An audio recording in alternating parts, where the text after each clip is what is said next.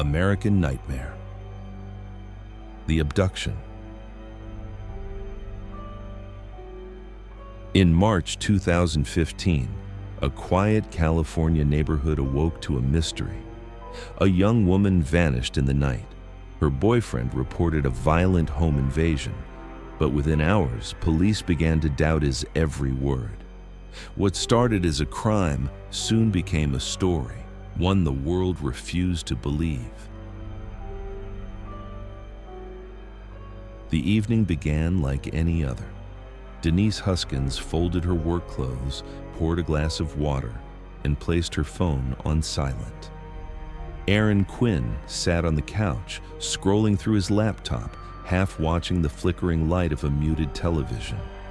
They had been trying to repair their relationship after a difficult period.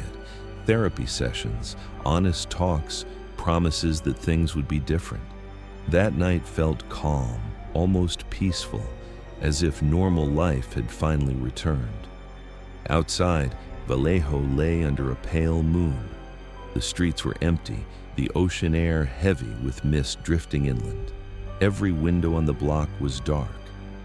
Inside their house, the only sound was the steady rhythm of Aaron's aquarium filter and the low hum of the refrigerator. Just after 3 a.m., something changed. A faint metallic sound, too sharp to belong to the night. Aaron stirred but didn't open his eyes. Another click followed, then the soft creak of the hallway floor. Seconds later, an explosion of white light filled the room. He was blinded. The air vibrated with a mechanical buzz. A figure loomed above the bed, dressed entirely in black, face hidden behind a glossy diving mask. The voice that broke the silence was cold, distorted by an electronic filter. "Lie still. Don't move," Denise gasped. The intruder aimed a small device at them, its red laser darting across the room. Plastic ties snapped around Aaron's wrists. Duct tape covered Denise's mouth. Thick goggles were strapped over their eyes, plunging them into a strange darkness. Their bodies shook uncontrollably as the man moved with chilling precision. No wasted motion, no hesitation, only control. He spoke in short, measured sentences. He said there were others outside watching the house, that everything was being recorded. He injected something into their skin, cold, chemical, sharp. A numbing heat spread through Aaron's arms, then his chest. He felt himself drifting between waking and sleep. Minutes blurred. The man moved through the house, collecting electronics, laptops, hard drives, phones. The sound of a zipper, the rustle of paper, drawers opening and closing. From somewhere near the door came the faint chime of an incoming text message on Denise's phone. Then silence again. Aaron tried to keep track of time, but every minute dissolved into the next. He could only hear fragments, the steady breath of Denise beside him, the measured footsteps of the intruder, the low whir of something mechanical. Then came words that cut through the fog. "She's coming with me." There was movement, a muffled protest, and then nothing. Aaron's world shrank to the sound of his own heartbeat. The front door opened, a car engine started, and the house fell silent once more. When he finally tore the tape from his face, dawn was breaking. The living room glowed in dull blue light. Everything looked normal, neat, untouched, but the silence felt unnatural, almost staged. Denise's shoes were still by the door. Her phone charger hung loose from the wall. On the coffee table lay a single sheet of paper. Aaron's name was typed at the top. The message was long, written in sterile language like an instruction manual. It warned him not to call the police, promised Denise's safety if he followed exact directions, and demanded a ransom. The wording was precise, strangely formal, almost military. Aaron read it over and over. The letters seemed to vibrate. He felt the room tilt slightly, his ears ringing from exhaustion and fear. How was any of this possible? Who would target them? Why her? Hours passed in fragments. He paced from room to room, opening doors, calling her name, listening for anything. The refrigerator hummed. Outside, the world went on. Cars starting, sprinklers ticking, birds cutting through the dawn. At last, Aaron picked up his phone. His hands were shaking. He thought of the warning on the note, but the emptiness of the house was unbearable. He dialed 911, and with that call, the calm suburban home became the center of a mystery that would divide an entire nation. Morning came slowly, spilling pale light across the quiet Vallejo street. The kind of morning that should have felt ordinary. Birds outside, the faint scent of wet grass, the sound of garbage trucks in the distance. But inside Aaron Quinn's home, everything was wrong. The front door stood half open. His living room, though tidy, felt foreign, as if time had frozen sometime during the night. On the floor lay the remnants of duct tape, the goggles, the black zip ties, the ransom note. Aaron stared at them, unable to decide whether they were evidence of a crime or proof that he was losing his mind. He picked up the phone again and spoke to police dispatch. His voice trembled, but his words were calm. Too calm, some would later say. Within minutes, the house filled with movement, officers crossing the threshold, snapping photographs, stringing yellow tape across the doorway. Neighbors gathered outside, whispering, glancing toward the house that had suddenly become a crime scene. Reporters hadn't arrived yet, but the first threads of gossip were already spreading online. Inside, investigators began their work. They photographed every inch of the bedroom, collected fingerprints, dusted the note for prints. They looked at Aaron, his hands shaking, his eyes red, and began to ask questions. When had he last seen Denise? Why had he waited before calling? Why were there no signs of forced entry? Aaron tried to explain everything: the lights, the voice, the drug, the warning not to call. But the more he spoke, the stranger it sounded, even to his own ears. The robotic voice, the goggles, the injection, the note that read like a movie script. Detectives exchanged glances. Their expressions shifted from concern to suspicion. To them, this didn't look like a kidnapping. It looked like a story, a carefully planned performance. By midday, the house had been sealed as a crime scene. Aaron sat in the back of a police car, staring through the glass as technicians carried bags of evidence from his home. They took his phone, his laptop, even his clothes. At the station, he was placed in an interview room with white walls and a single camera mounted above the table. Hours turned into an interrogation.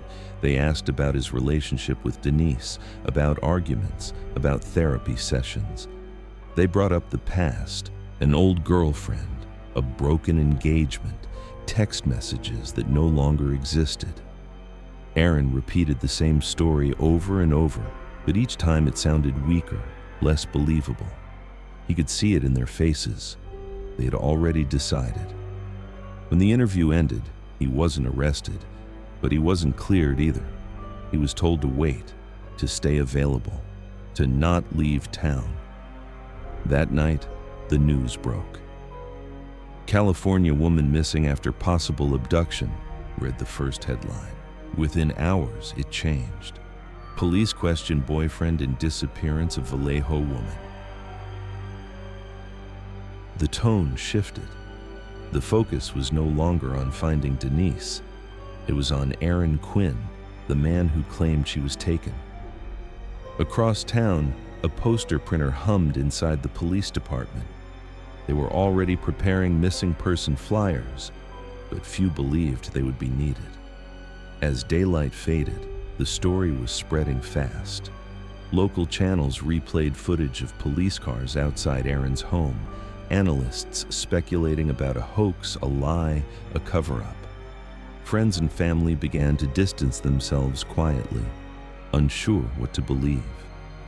And somewhere, in an unknown place, Denise Huskins was alive, blindfolded, exhausted, and listening to the sound of the ocean through the walls of a stranger's house.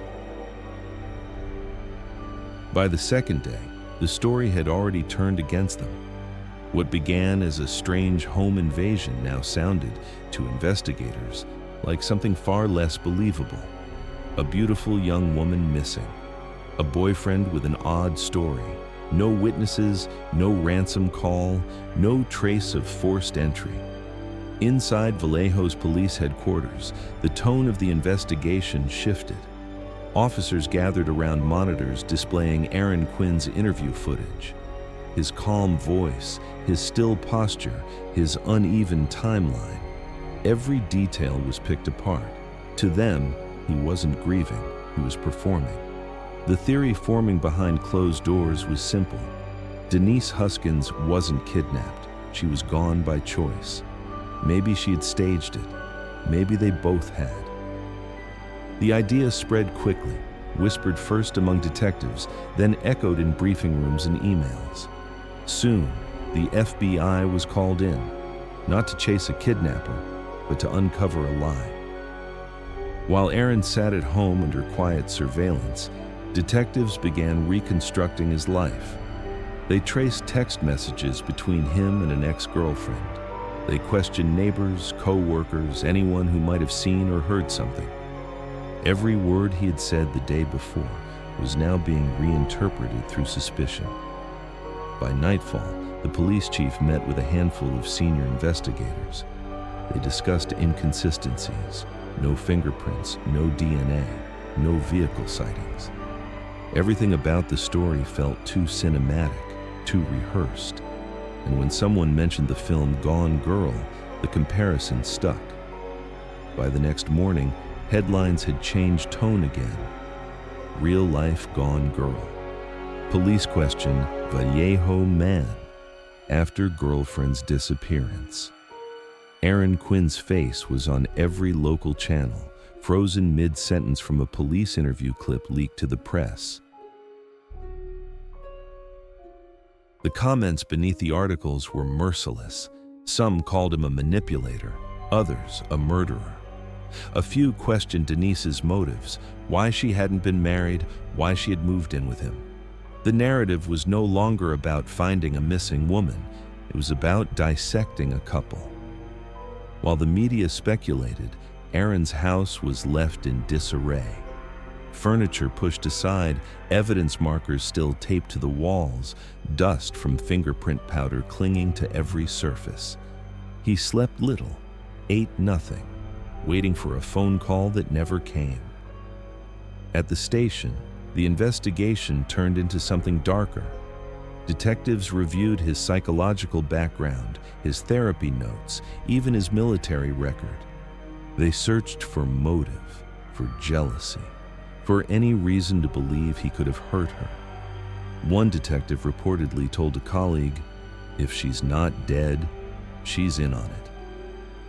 The line made its way around the office like a slogan. It became the lens through which every fact was interpreted. Meanwhile, Denise's name spread across news channels, but not as a victim. She became the ghost in someone else's scandal. Her family issued desperate statements, begging the public not to judge. But the tide had already turned. By the evening of the second day, the search effort had slowed. Officers quietly shifted focus from the ocean to the possibility of deceit. And in the middle of that silence, a new message arrived. An email sent to a local reporter claimed to be from the kidnappers. It was long, rambling, filled with strange details about surveillance technology and ransom logistics. It should have been proof that Aaron had been telling the truth. But by then, no one was listening. To them, the story had already been written. The perfect lie was easier to believe than the imperfect truth. Within 48 hours of the break-in, The search for Denise Huskins had mutated into something else entirely. Inside Vallejo Police Department, detectives no longer spoke about a kidnapping. They spoke about a fabrication. The investigation room was lined with maps and timelines. Aaron Quinn's face sat in the center of the board, surrounded by photographs and phone records. Strings and notes connected each fragment of his life as if it were a crime scene of its own. Every hour was spent trying to prove that he was lying. Detectives tracked his bank transactions, his emails, and every person he had spoken to in the last month. When they found nothing that fit their theory, they looked harder. One officer even remarked that sometimes the absence of evidence was itself evidence of a cover-up. Aaron cooperated with every request. He let them search his house again, handed over his devices, even took a polygraph test that lasted hours. When he failed it, the result tainted by trauma and exhaustion, the police saw it as confirmation. At the station, officers spoke openly about the case. They called it another gone girl, a publicity stunt, a hoax spun out of control. The word victim quietly disappeared from their reports. From that point on, Denise and Aaron were classified as subjects of an investigation. Meanwhile, the search teams were scaled back. The volunteers who had arrived to hand out flyers were told to go home. Helicopters were grounded. The command center became a media briefing room instead of a rescue hub. On the third night, Aaron's parents came to the station to see him. They were met with silence and suspicion. When they asked if the police believed their son, an officer replied flatly that he was not cleared. They left in shock, carrying a bag of his clothes that had been seized for testing. Inside the press room, reporters pressed for statements. Was there a ransom demand? Were there leads? The spokesperson hesitated, then delivered the line that would define the case. "We do not believe a kidnapping occurred." Those words spread through the country within hours. Television anchors smiled knowingly as they spoke about the Vallejo Gone Girl. Online commentators mocked Aaron's story, editing clips from his interview into memes. The public had made its verdict long before a court ever could. Back home, Aaron sat alone in the dark. His phone buzzed with messages from strangers calling him a liar. Friends stopped answering. Even some family members urged him to admit if something else had happened. He had no way to prove his innocence, not without Denise. And yet, somewhere far away, she was still alive, blindfolded, alone, and trying to count the hours by the sound of the waves outside. No one was looking for her anymore. 2 days after the break-in, the world woke to a headline no one expected. At dawn on March 25, 2015, a woman appeared nearly 400 miles from Vallejo, disoriented, exhausted, but alive. It was Denise Huskins. She'd been dropped near her parents' home in Huntington Beach, left on a quiet residential street as the sun rose over the Pacific. She carried no phone, no bag, no trace of where she had been. A neighbor found her walking slowly, barefoot, clutching a blanket. When police arrived, she told them she had been kidnapped, held in a dark room, and released after being told her family would receive instructions. For a brief moment, it felt like relief. Then, almost instantly, it turned into disbelief. At Vallejo Police Headquarters, the news spread through the halls in silence. Detectives gathered around the conference table, faces blank. If she had really been kidnapped, their entire investigation, the interrogations, the accusations, the press briefings, was built on a mistake. But no one wanted to say it aloud. Instead, they focused on what didn't fit. How could she have traveled hundreds of miles without being seen? Why was she unharmed? Why had the kidnappers simply released her? By noon, Denise was being questioned in Southern California. The local police recorded her statement, every word precise, consistent, almost too steady for what she claimed to have endured. She described being blindfolded, bound, and moved in the trunk of a car. She said she had heard ocean waves nearby, felt cold air through the floorboards, and had been forced to read statements on camera. Her abductors, she said, told her they were professionals, part of a group that targeted specific individuals. But to detectives already convinced the story was false, her composure became proof of guilt. If she was this calm, they thought, she was acting. By evening, the police chief held another press conference. Cameras flashed as he stepped up to the podium. Behind him, a board still carried Denise's photo under the word missing. He cleared his throat and read a prepared statement.